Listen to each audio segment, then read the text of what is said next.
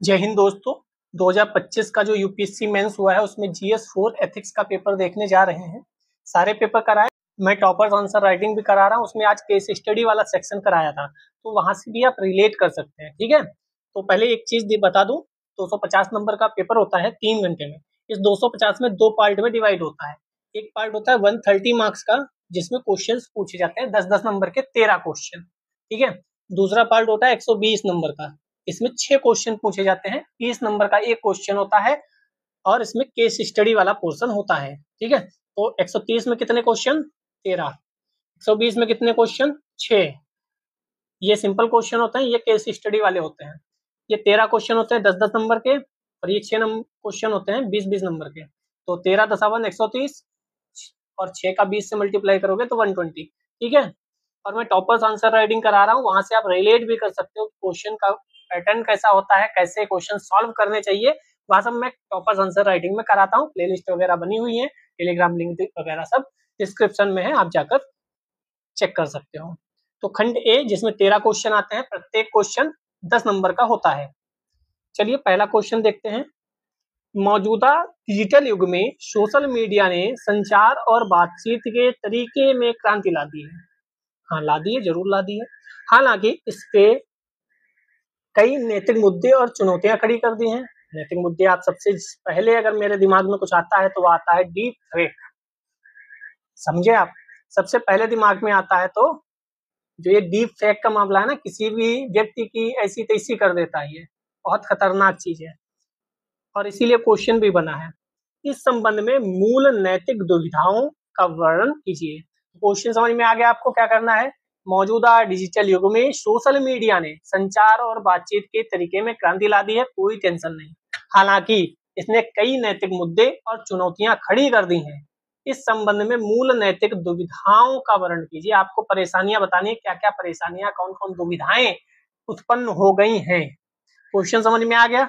यानी क्वेश्चन ये भी आते हैं जो हाल फिलहाल में चर्चा में चीजें रहती हैं। ठीक है, वहीं से नैतिक मुद्दे आपसे पूछे जाते हैं। अब नैतिकता वाला पेपर है तो यहाँ पे ज्यादातर नैतिक मुद्दे ही पूछे जाएंगे कि क्या नैतिक मुद्दे हैं यहाँ पर, कैसे समाधान करोगे आप। ठीक है, दूसरा क्वेश्चन देखते हैं। संवैधानिक नैतिकता कोई स्वाभाविक मनोभाव नहीं है, तो आप पहले बताएंगे संवैधानिक नैतिकता है क्या, परिभाषा देंगे इस शब्द की। संवैधानिक नैतिकता कोई स्वाभाविक मनोभाव नहीं है, बल्कि नागरिक शिक्षा और कानून के शासन के पालन का परिणाम है। ठीक है, सिविल सेवक के लिए संवैधानिक नैतिकता का परीक्षण करते हुए लोक प्रशासन में सुशासन को बढ़ावा देने और जवाबदेही सुनिश्चित करने में इसकी भूमिका पर प्रकाश डालिए। तो संवैधानिक नैतिकता के बारे में बताना है, वह कैसे सुशासन को बढ़ावा देगा, सिविल सेवक के परिप्रेक्ष्य में बताना है, और जवाबदेही कैसे सुनिश्चित करने में महत्वपूर्ण है, ये बताना है। ठीक है, तो पहले तो यहाँ पे जो वर्ड होता है उसकी आपको परिभाषा दे देनी होती है, ये आपको पता होगा। टॉपर्स आंसर राइटिंग हम करा रहे हैं, वहां आप देख सकते हैं। चलिए 2A, कार्ल वॉन क्लाज़ेविट्ज़ ने एक बार कहा था, क्या कहा था?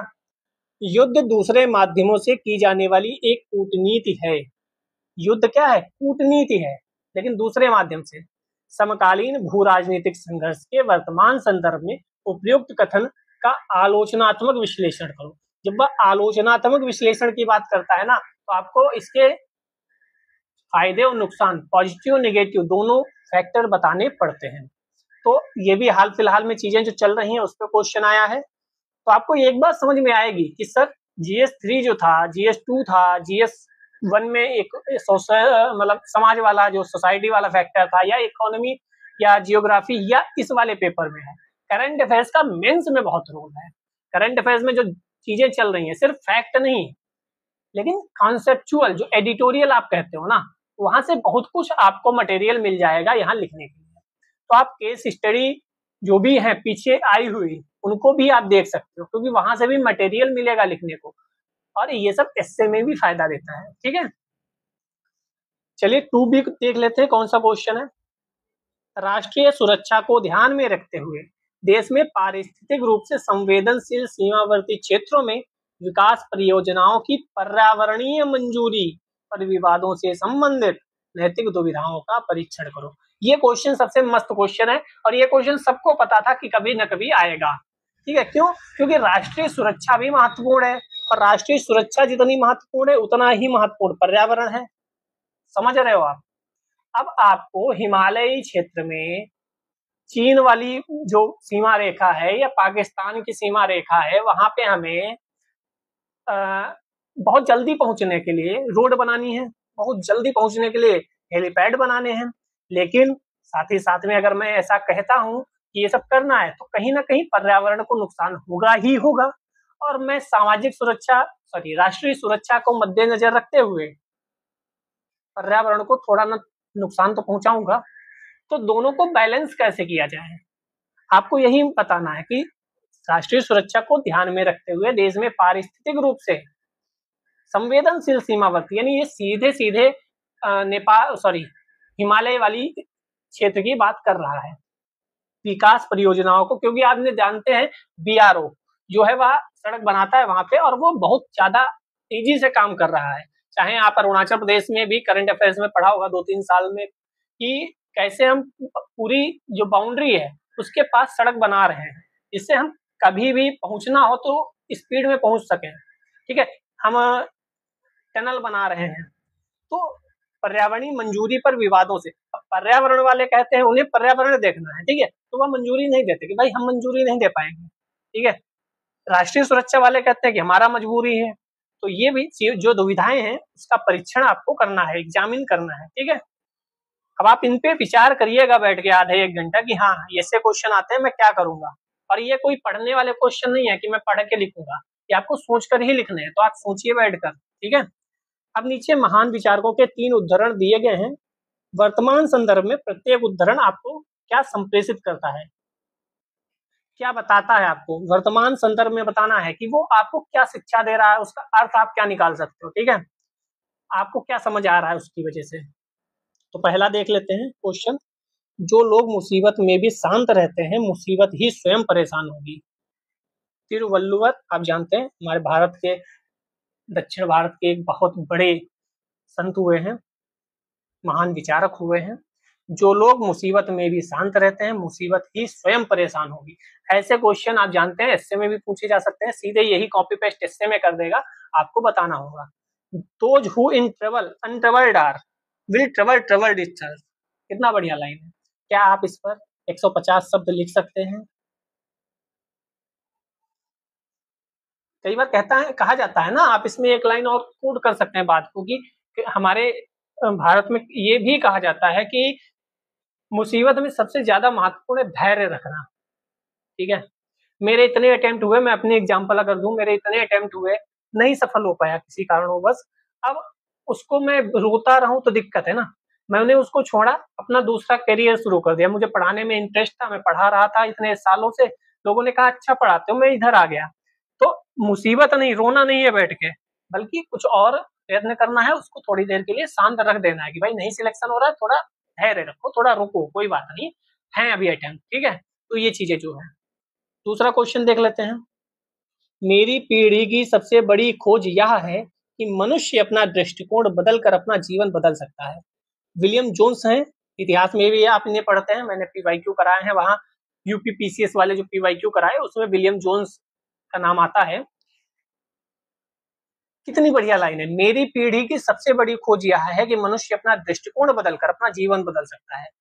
कहते हैं ना कि दृष्टिकोण बदलिए, सोचने का नजरिया बदलिए, देखने का नजरिया बदलिए, सोचने का तरीका बदलिए, दृष्टिकोण पे डिपेंड करता है। तो ऐसी चीजें आती हैं। अब इसको हैंडल आप कैसे करोगे, कैसे 150 शब्दों में इसे लिखोगे, ये आप सोचिएगा बस 1-1.5 घंटा बैठ के। अभी नहीं तो संडे के लिए इसको सेव करके रखो, संडे को फिर से देखना और संडे को बढ़िया से सोचना इस पे बैठ के। ठीक है, तीसरा देखो, किसी समाज की शक्ति उसके कानूनों में नहीं, सॉरी, किसी समाज की शक्ति उसके कानूनों में नहीं बल्कि उसके लोगों में, नैतिकता में होती है। स्वामी विवेकानंद जी ने कहा था, और ये सही बात भी है। हम लोग कहते हैं कि कानून है इसकी वजह से सब सही चल रहा है, नहीं, कानूनों की वजह से नहीं चल रहा है। कुछ हद तक आप कह सकते हैं कानूनों की वजह से सही चल रहा है, लेकिन ज्यादातर नैतिकता की वजह से सही चल रहा है। लोग गलत काम नहीं कर रहे इसीलिए सही चल रहा है, कानून उनको रोक रहा है ऐसा नहीं है। कानून कुछ ही मामले में रोक सकता है, अगर कानून ही रोक रहा होता तो जिन परिस्थितियों में फांसी की सजा है, वहां भी लोग काम कर रहे हैं ना, जिन परिस्थितियों में कोई सजा नहीं है, मतलब जानते हैं कि ज्यादा से ज्यादा 2 दिन बस जेल में रहेंगे, आ जाएंगे छूट के, लेकिन वहां भी इतना घटनाएं नहीं हो रही। क्यों नहीं हो रही? क्योंकि कानून नहीं रोक रहा, नैतिकता ज्यादा महत्वपूर्ण है। जिस देश में नैतिकता ज्यादा महत्वपूर्ण होगी, जिस देश में लोग नैतिक होंगे, वहां समस्याएं कम होंगी। किसी समाज की शक्ति उसके कानूनों में नहीं, बल्कि उसके लोगों की नैतिकता में होती। अब इन तीनों पे आपको करंट की जो एग्जाम्पल्स हैं उनको कोट करना है, करंट की चीजों को ला कर रखना है। तो आप सोचिए कि क्या आप करंट की कुछ ऐसी एग्जाम्पल्स उठा सकते हैं जो यहाँ पर आ सकते हैं। 4A, किसी भी प्रकार की सामाजिक पुनर्रचना के लिए कल्याणकारी योजनाओं को सफलतापूर्वक क्रियान्वित करने हेतु एक सिविल सेवक को नैतिक ढांचे में तर्क और आलोचनात्मक सोच का उपयोग करना चाहिए। उपयुक्त उदाहरणों के साथ इस कथन की पुष्टि करो। तो आप सिविल सेवक हैं, कल्याणकारी योजना का क्रियान्वयन करना आपका कर्तव्य है। तो सिविल सेवक को नैतिक ढांचे में तर्क और आलोचनात्मक सोच का उपयोग करना चाहिए। तर्क और आलोचनात्मक सोच क्यों? क्योंकि आप इमोशन नहीं हो जाए। ये शायद क्वेश्चन जो आपके नैतिकता में इमोशनल इंटेलिजेंस वाला टॉपिक है ना, वहां से क्वेश्चन पूछा गया होगा कि आप तर्क और आलोचनात्मक सोच के साथ आगे बढ़े, ना कि भावुक होकर, ना कि इमोशनल होकर। और ये उदाहरण के साथ आपको चीजें बतानी है 150। 4B, महावीर की प्रमुख शिक्षाएं क्या हैं? समकालीन विश्व में उनकी प्रासंगिकता का स्पष्ट कीजिए।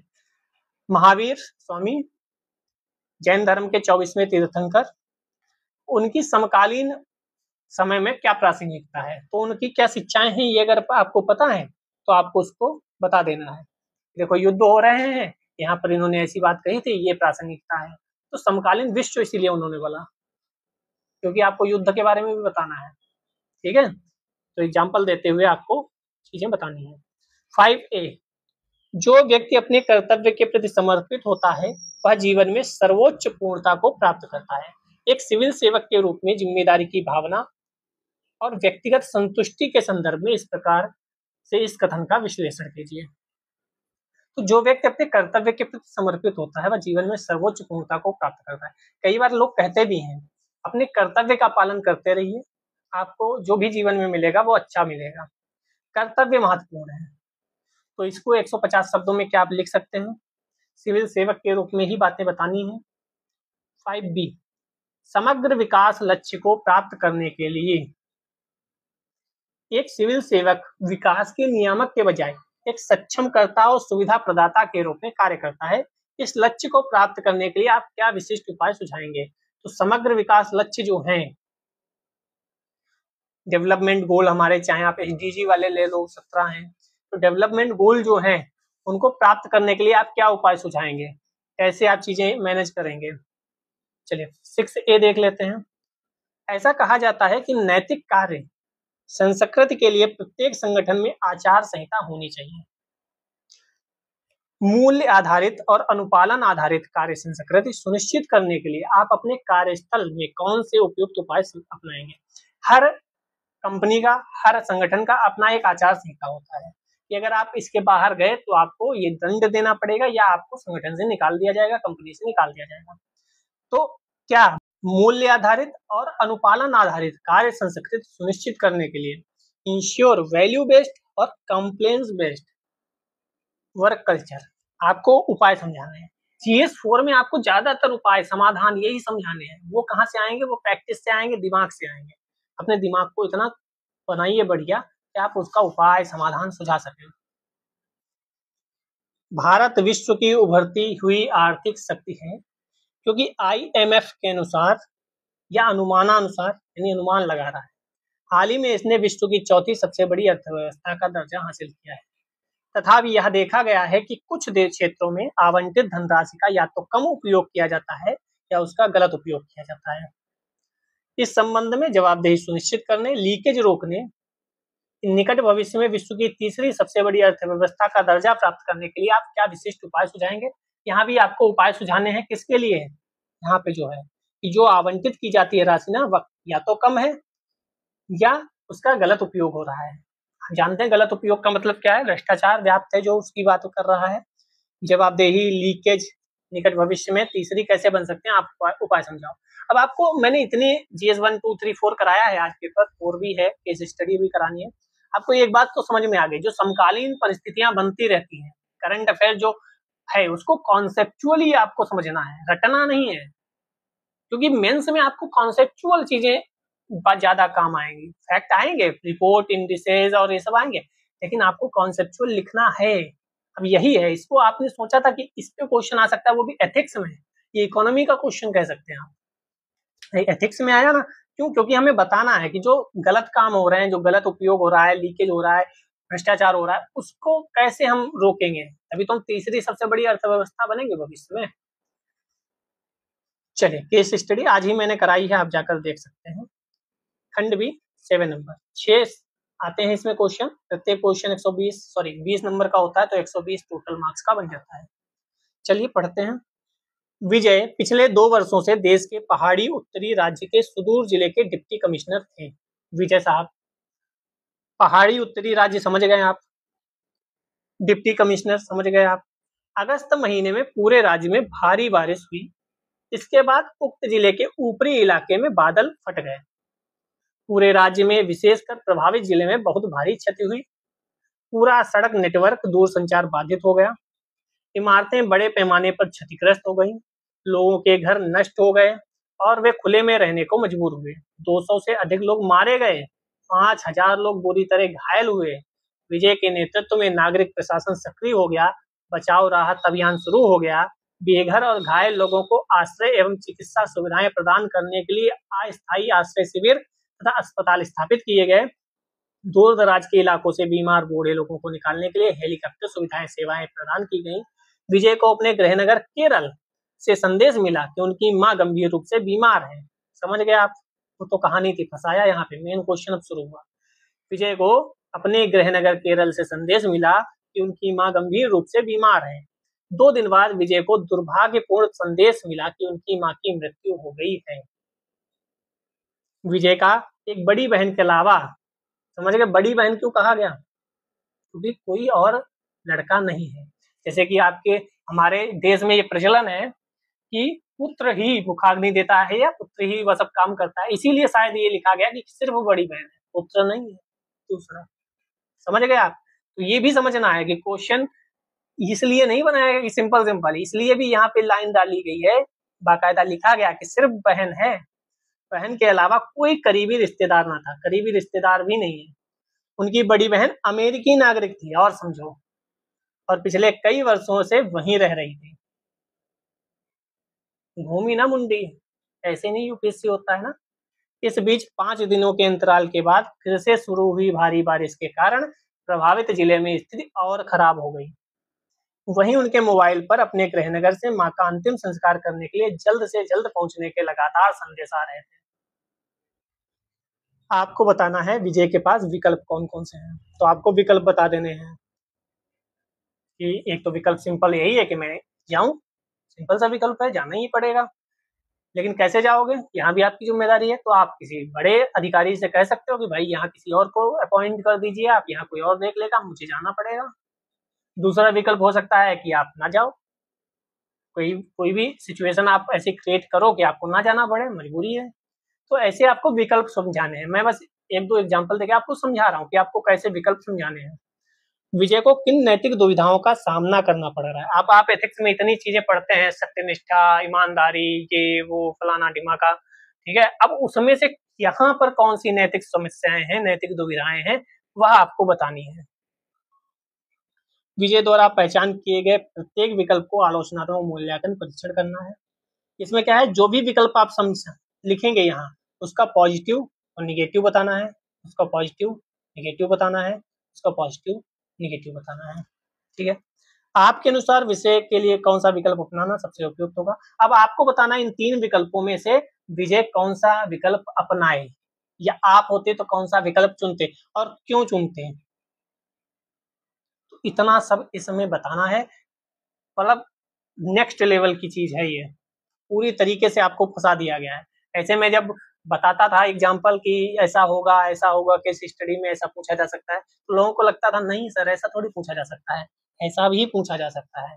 कि आपको बिल्कुल फंसा देंगे, अब बताओ क्या करोगे। तो यहाँ कोई डरने वाली बात नहीं है, आपको पहले विकल्प ढूंढना है, सोचना है कि विकल्प क्या क्या है। तीनों विकल्प बताया आपने, आपको जबरदस्ती थोड़ी कहा जाएगा ये क्यों चुना, ये क्यों नहीं चुना। आप ये भी यहाँ पे बता सकते हो कि मैं तो चला जाऊंगा, सिंपल, मैं अपने अधिकारी से कह दूंगा भाई किसी और को अपॉइंट कर दो, मेरी माँ एक ही है, मुझे जाना पड़ेगा। आप बता के निकल सकते हो, कोई आपके ऊपर गन ताने थोड़ी बैठा है कि नहीं नहीं ये क्यों चुना। समझ रहे हो, सबसे पहली बात यही समझनी है, क्योंकि लोग हड़बड़ा जाते हैं कि अरे ये तो, यहाँ आपको आपका बात कहकर आगे निकलनी है, ठीक है, अच्छी तरीके से। तो इतनी चीजें बतानी है, समझ गए आप। लेकिन यहाँ ये जरूर बताना है मैं क्यों चुनूंगा, समझ गए होंगे। कमेंट करना यार अगर आपको समझ में आया कि हाँ ठीक चीजें हैं। 8 नंबर क्वेश्चन देखते हैं। भारतीय संविधान में निहित राज्य की नीति निर्देशक सिद्धांतों के अनुरूप रोटी, कपड़ा और मकान की बुनियादी जरूरतों को सुनिश्चित करने सरकार का संवैधानिक दायित्व है, ठीक है। इस आदेश का पालन करते हुए जिला प्रशासन ने समाज के बेघर और आर्थिक रूप से कमजोर वर्गों के लिए आवास विकसित करने हेतु वन भूमि के एक हिस्से की सफाई का प्रस्ताव रखा। फंसाया, अब तो पर्यावरण का मुद्दा आ गया। हालांकि प्रस्तावित भूमि पारिस्थितिक रूप से एक संवेदनशील क्षेत्र है, और फंसाया, जो सदियों पुराने पेड़ों, औषधीय पौधों, महत्वपूर्ण जैव वैविध्य से परिपूर्ण है।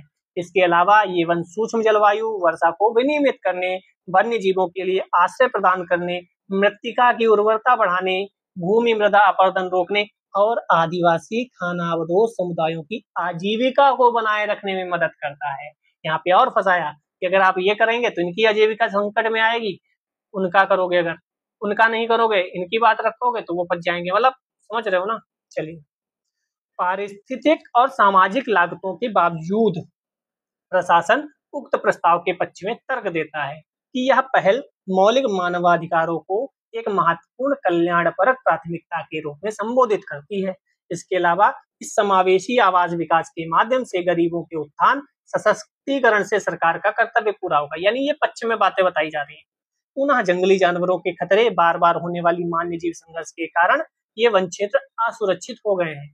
अंत में वन क्षेत्रों को साफ करने से इन इलाकों को कथित तौर पर छिपने के स्थानों के रूप में उपयोग करने वाले असामाजिक तत्वों पर अंकुश लगाने में मदद मिल सकती है, जिससे कानून और व्यवस्था में सुधार होगा। यानी ये पक्ष में तर्क पहले ही दे दिया गया है कि ये फायदे होंगे इससे, ठीक है। आपको वह क्या बताना है, क्या बेघरों के लिए सामाजिक कल्याणपरक उद्देश्यों की पूर्ति हेतु वन की कटाई को नैतिक रूप से उचित ठहराया जा सकता है, आपको ये बताना है। दूसरा आपको क्या बताना है, मानव विकास के साथ पर्यावरण संरक्षण को संतुलित करने में समाज, आर्थिक, प्रशासनिक, नैतिक चुनौतियां क्या है, चुनौतियां बता देनी है। हर केस स्टडी में आपको चुनौतियां बतानी है, उसका समाधान बताना है, या तो आप क्या विकल्प चूज करेंगे वो बताना होता है। पर्यावरणीय अखंडता और मानवीय गरिमा दोनों की सुरक्षा को सुनिश्चित करने के लिए कौन से ठोस विकल्प या नीतिगत हस्तक्षेप प्रस्तावित किए जा सकते हैं, आपको विकल्प पूछ लिया। सिंपल क्वेश्चन है, आप समझ गए होंगे, ठीक है। सिंपल का मतलब आप समझ गए होंगे कि क्या करना है। चलिए नेक्स्ट चलते हैं। सुभाष राज्य सरकार में लोक निर्माण विभाग के सचिव हैं। यहाँ पे सुभाष है, वहां विजय थे। कई बार आपको ही कह देगा कि आप राज्य सरकार में लोक निर्माण विभाग के सचिव हैं, तो आपको आप में संबोधित करके लिखना है, यहाँ सुभाष के रूप में लिखना है, ठीक है। वह एक वरिष्ठ अधिकारी हैं जो अपनी योग्यता, निष्ठा, काम के प्रति समर्पण के लिए जाने जाते हैं। उन्हें लोक निर्माण विभाग और कार्यक्रम कार्यान्वयन के प्रभारी मंत्री का भरोसा विश्वास प्राप्त है। मतलब गजब आदमी टाइप बता दिया गया है। अपनी जॉब प्रोफाइल के अलावा या राज्य में नीति निर्माण के लिए भी जिम्मेदार हैं। इसके अलावा वह योजना, डिजाइनिंग, निर्माण आदि से संबंधित तकनीकी और प्रशासनिक पहलुओं की देखरेख करते हैं।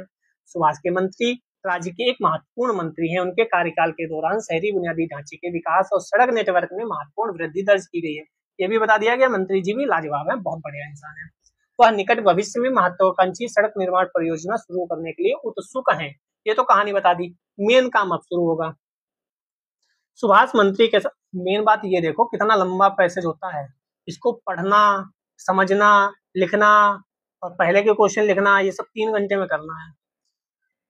सुभाष मंत्री के साथ नियमित संपर्क में हैं और सड़क निर्माण परियोजना के विभिन्न तौर तरीकों पर काम कर रहे हैं। मंत्री द्वारा परियोजना की औपचारिक सार्वजनिक घोषणा करने से पहले उनके द्वारा मंत्री के समक्ष नियमित बैठकें, चर्चाएं, प्रस्तुतियां की जाती हैं। सुभाष का इकलौता बेटा विकास रियल एस्टेट बिजनेस में है। उनके बेटे को अपने सूत्रों से पता चलता है कि एक मेगा रोड परियोजना अंतिम चरण पर है और इस संबंध में किसी भी समय घोषणा होने की उम्मीद है। वह अपने पिता से आगामी प्रोजेक्ट का सटीक स्थान जानने के लिए उत्सुक है। समझ गए आप? वर्तमान के किसी मंत्री का नाम दिमाग में आ रहा है जिनकी चर्चाएं हाल फिलहाल में आ रही हैं? खैर, उसे पता है कि आसपास की जमीन कीमतों में भारी उछाल आएगा। इस स्तर पर सस्ती कीमतों पर जमीन खरीदने से उसे भरपूर लाभ मिलेगा। यह प्रस्तावित परियोजना का स्थान दिखाने के लिए दिन रात अपने पिता से विनती कर रहा है। उसने उन्हें आश्वस्त किया कि वह इस मामले को सीधे संभालेगा क्योंकि इससे कोई प्रतिकूल असर नहीं पड़ेगा। यह इसलिए कि वह स्वाभाविक रूप से अपने व्यवसाय के हिस्से के रूप में जमीन खरीदता रहता है। अपने बेटे की लगातार मिन्नतों के कारण वह दबाव महसूस करते हैं। आप जानते हैं मेरे आसपास में 1-2 शहर ऐसे हैं जहाँ खंती होती थी। खंती का मतलब जहाँ पानी भरा होता है, जो उपजाऊ भूमि नहीं होती है। लोग कहते थे इसका तो कोई पैसा ही नहीं मिलेगा, यहाँ आप इतना खंती है, इसमें कार्ड भी नहीं बन पाएगा सही से क्योंकि बहुत मिट्टी डालनी पड़ेगी और बहुत सस्ती जमीन है, फायदा कुछ नहीं है।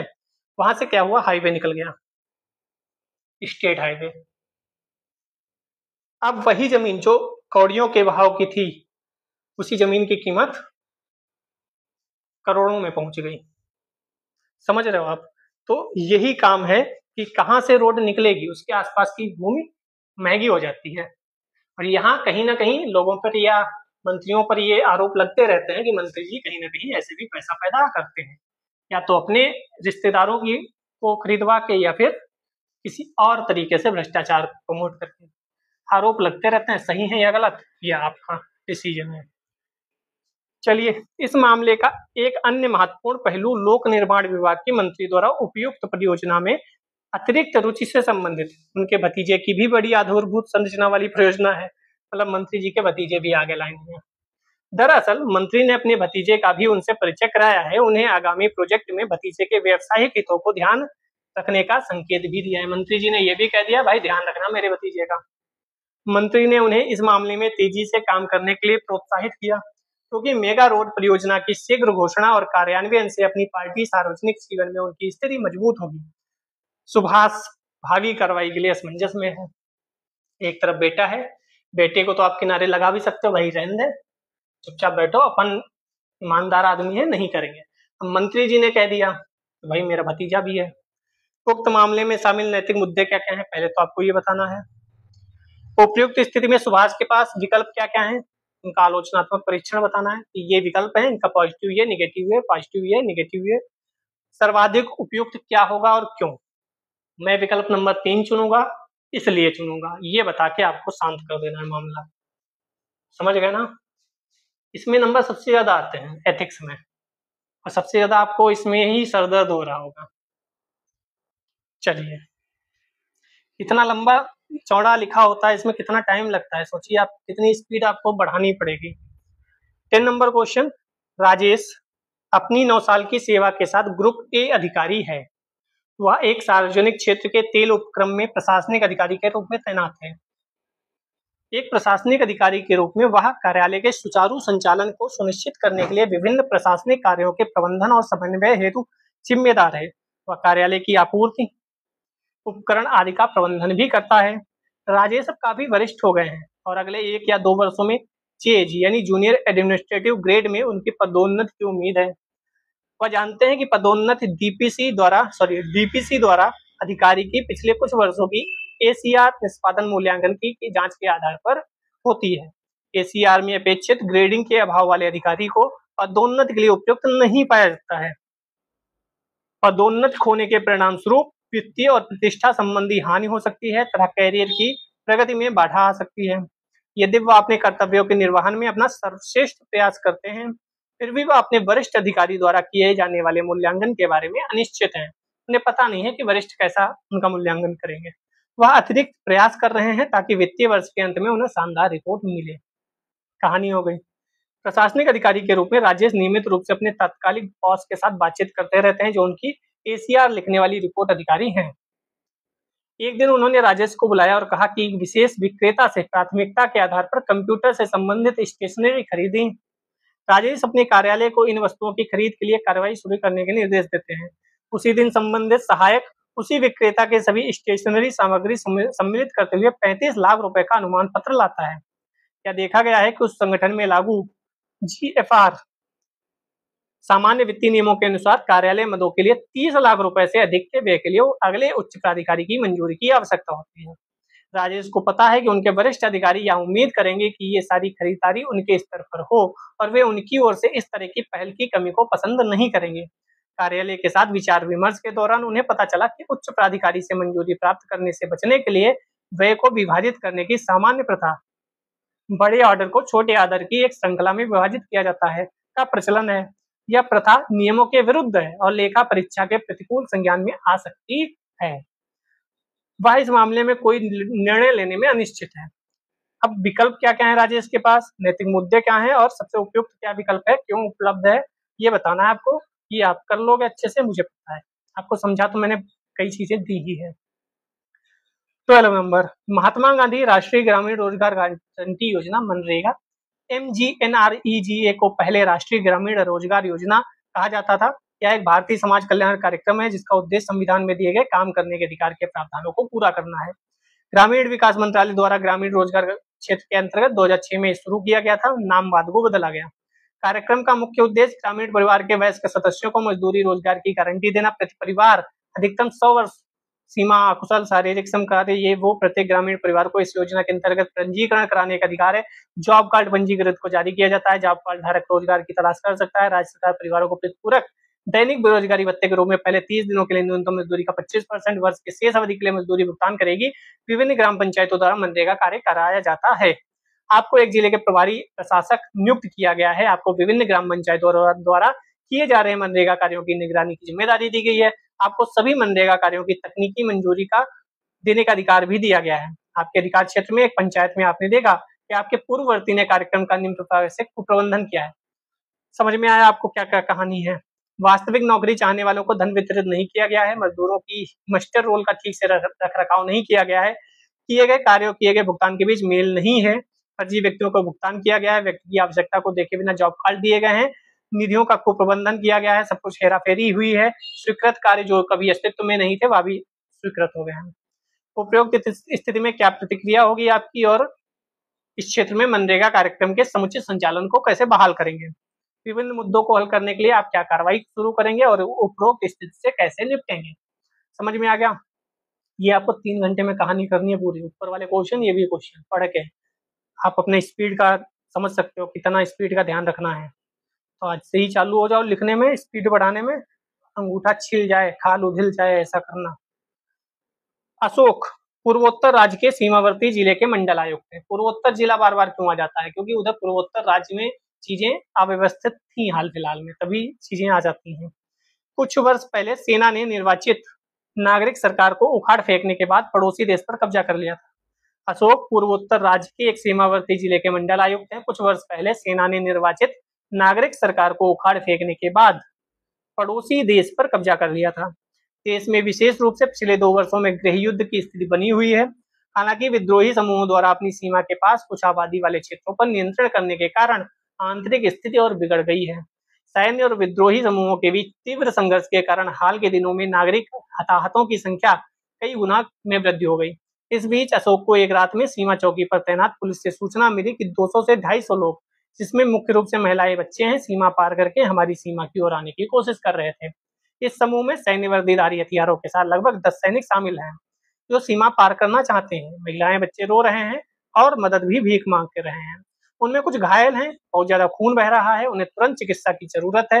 अशोक ने राज्य के गृह सचिव से संपर्क करने का प्रयास किया, लेकिन खराब मौसम के कारण उनकी बात नहीं हो पाई। समझ गए आप क्या फंसाया गया है? चाहे म्यांमार हो, चाहे बांग्लादेश हो, या हाल फिलहाल में जो नेपाल की घटना घटित हुई, सारी सीमा को सील कर दिया गया क्योंकि अंदर लोग आना जाए, उनके साथ जो गलत लोग हैं वह भी ना आ जाएं, क्योंकि ऐसे मामले में आतंकवादी ये सोचते हैं कि जब भीड़ घुस रही है ना तभी घुस जाओ। तो ये सब चीजें बहुत ज्यादा समस्या उत्पन्न करती हैं। आपको बहुत ज्यादा सतर्क रहना पड़ता है। तो म्यांमार में तख्तापलट हुआ था, बांग्लादेश में चीजें नहीं सही हुई थी, तो इसीलिए ये क्वेश्चन पूछा गया है आपको। अब इसीलिए कह दिया गया गृह सचिव, क्योंकि आप कह देते गृह सचिव से हम बात कर लेंगे, वो जैसा आर्डर देंगे वैसा हम करेंगे। तो वहां बता दिया गया भैया ऊपर आपके कोई नहीं है, गृह सचिव भी नहीं है, ठीक है, उससे कनेक्टिविटी नहीं हो पा रही, आपको ही डिसीजन लेना है। इस स्थिति से निपटने के लिए अशोक के पास क्या विकल्प है? पहली बात तो विकल्प क्या है, यही सब में बताना पड़ता है। कौन सी नैतिक और कानूनी दुविधाएं हैं? पहली बात तो नैतिक और दूसरा कानूनी, क्योंकि आपको कानून भी बताना पड़ेगा कि भैया हम सिर्फ इमोशनल नहीं हो सकते, सिर्फ नैतिकता वहां नहीं देखेंगे, कानून भी देखेंगे। आपके विचार से अशोक के लिए कौन सा विकल्प अपनाना अधिक उपयुक्त होगा और क्यों? मैं ऐसा करूंगा, क्यों करूंगा? वर्तमान स्थिति में वर्दीधारी सैनिकों के साथ व्यवहार करते समय सीमा सुरक्षा पुलिस द्वारा क्या अतिरिक्त एहतियाती उपाय किए जाने चाहिए? क्योंकि वर्दीधारी सैनिक है तो उनका अलग होता है और जो सामान्य जनता है उनका अलग होता है मैटर। तो ये आपको विकल्प बताने हैं। अब आपको बताना है कि हमने इसको पढ़ा और सोचा केवल 2 मिनट, तब भी इतना टाइम लग गया, सोचिए। और आपको ये 3 घंटे में पूरा पेपर करना है सोच के बढ़िया तरीके से, और सबसे ज्यादा मार्क्स भी इसमें आते हैं, तो आपको ये रिस्क भी नहीं लेना कि कुछ भी लिख दो। तो कैसा लगा पेपर? आप इसको लिख कर देखिएगा, समझिएगा, सोचिएगा और देखिएगा कि आप तैयार हैं यूपीएससी के लिए कि सच में नहीं तैयार हैं। किसी को देख कर तो नहीं आ गए, रील से देख कर तो नहीं आ गए। आपके कमेंट की प्रतीक्षा रहेगी। इससे का भी पेपर जल्दी करा दूंगा। जय हिंद, जय भारत।